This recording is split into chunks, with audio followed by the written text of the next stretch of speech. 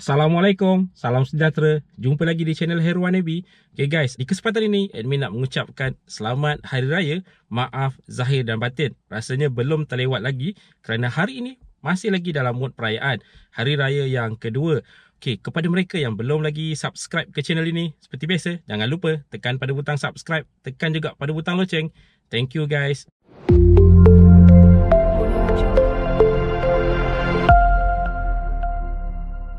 Okey, kita sedia maklum sekarang ini kita berada dalam PKP ataupun Perintah Kawalan Pergerakan yang ketiga, 3.0, di mana ianya telah diumumkan bermula daripada 12 hari bulan 5 sehingga 7 hari bulan 6 2021.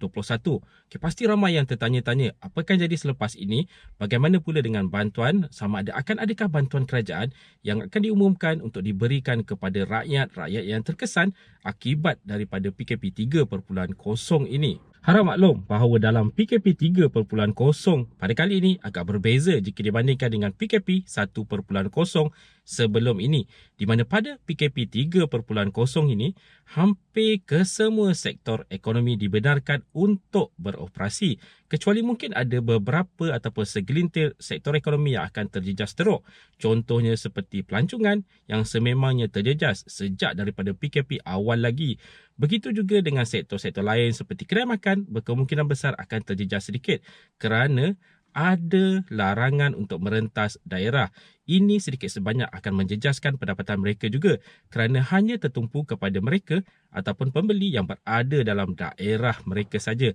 Okay, kita kembali kepada topik video pada kali ini, iaitu berkaitan dengan bantuan semasa PKP 3.0 ini. Perdana Menteri Malaysia Tan Sri Muhyiddin Yassin sebelum ini pernah memberitahu bahawa negara kekurangan wang. Ya, memang tidak dinafikan negara kekurangan wang.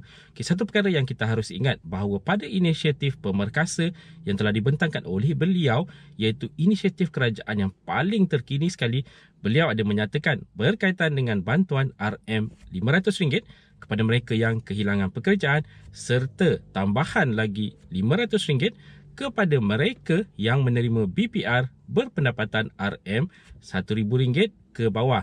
Okay, jom kita ikuti dua bantuan ini secara detail, siapakah golongan sasar yang akan menerima bantuan-bantuan ini.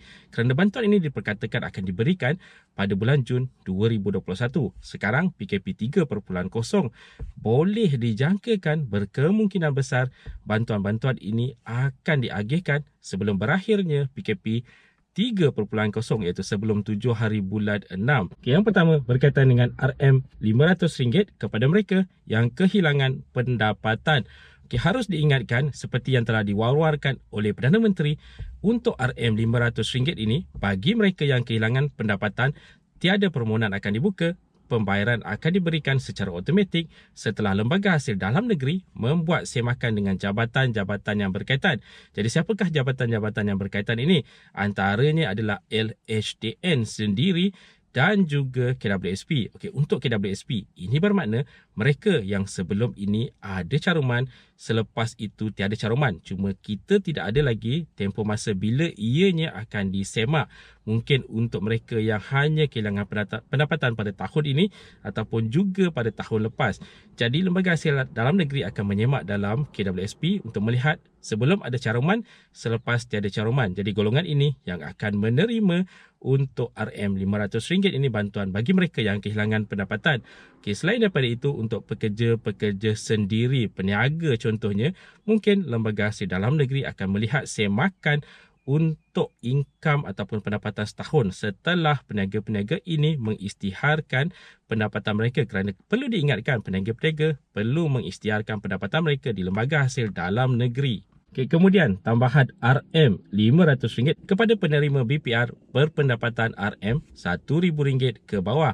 Jadi bagaimana untuk menyemak perkara ini?